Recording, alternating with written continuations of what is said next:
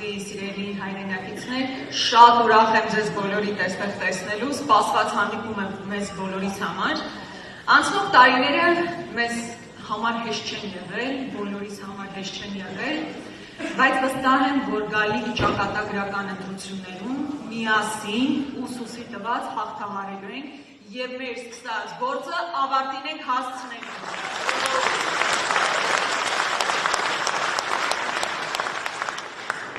Գիտեք, երեկվանից սպառնալիքներ են հնչում ամբողջ հայ ժողովրդին, բա եթե հանկարծ չգնա քվեարկեք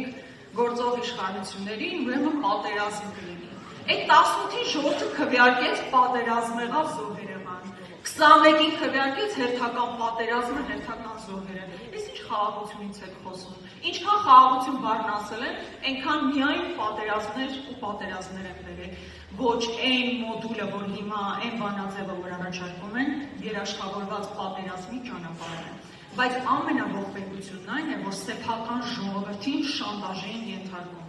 Որքան պետքա չսիրես սեփական ժողովրդին, որ նրա հետ շանտաժի լեզվով խոսես, սպառնալիքի լեզվով խոսես ու դրսից տղա Ալիև բերես սեփական ժողովրդի գլխին։ Սա ուղղակի խայտարակություն է։ Հետո էլի կգան, հետո էլի եթե իհարկե չի լինի, բայց եթե լինեն իրենք իշխանության, կգան ու կասեն, այ հիմա պետք է սահմանադրությունը փոխենք, որ լինի խաղաղություն, հետո անկլավները հանձնենք, որ լինի խաղաղություն, հետո որպես հայ մոռանանք ով ենք, որ այդ ժամանակ հաստատ խաղաղություն լինի, ինչը բնականաբար մենք բոլորս թույլ չենք տալու։ Սիրելի հայրենակիցներ, մի տարածված թեզ ևս կա, որի մասին ես ուզում եմ կարճ անդրադառնալ։ Ասում են, գիտեք, ամբողջ աշխարհը այս իշխանության մեջքին կանգնած է։ Բա տեսեք Միացյալ Նահանգները, Եվրոպան, այս մեկը, այն մյուսը, ի վերջո Բաքուն և Անկարան։ Սիրելի ժողովուրդ, ոչ Վենսը, ոչ Կալասը, ոչ Ֆիդանը, որևէ մեկը այս երկրում իշխանություն չի ձևավորում։ Դուք և միայն բացառապես դուք եք իշխանություն ձևավորողը ու ամբողջ աշխարհը հաշվի աննստելու այն ընտրության հետ, որ կատարելու է հայ ժողովուրդը։ Հետևաբար այդ թեզը, որ առաջ եմ տանում, միանգամից ասեք ստոպ, մենք ենք որոշելու, թե մեր երկրում ով է լինելու իշխանություն և ով է պահելու հայկականությունը մեր երկրում։ Սիրելի հայրենակիցներ, ես քանի որ նախկինում գրեթե 10 տարի նաև ուսուցիչ եմ աշխատել, ուզում եմ շատ կարճ այս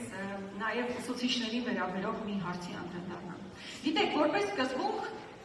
ամրագրված է, որ ուսուցիչները պետք է ատեստացիա հանձնեն և նոր աշխատավարձը բարձրանան։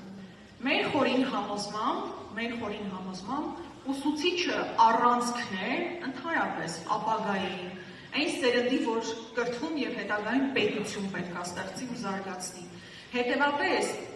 անտրամաբանականը, որ օրինակ դատախազը առանց ատեստավորման բարձր աշխատավարձ է ստանում, իսկ ուսուցիչը ամենամեծ տանջանքներով այդ ատեստացիաներով պետք է անցնի, նոր աշխատավարձը բարձրացնի։ Մենք վստահ ենք, որ բազային աշխատավարձի բարձրացմանը միանշանակ պետք է գնալ, իսկ այն ուսուցիչները, ովքեր 15 տարի արդեն մանկավարժական գործունեություն են ծավալում, եթե ուսուցիչը 15 տարի արդեն երեխա է կրթում, հետևաբար նա ինքը ավտոմատ պետք է համարվի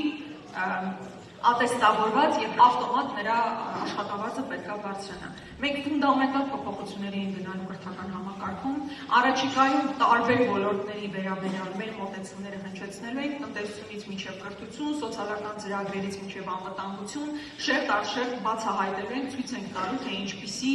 Հայաստանում մենք կապրենք այդ բոլոր ոլորտները հաշվի առնելով։ Բայց ես ուզեցա, որ ուսուցիչների մասին առնվազն այդ դրույթը հստակորեն նշեմ,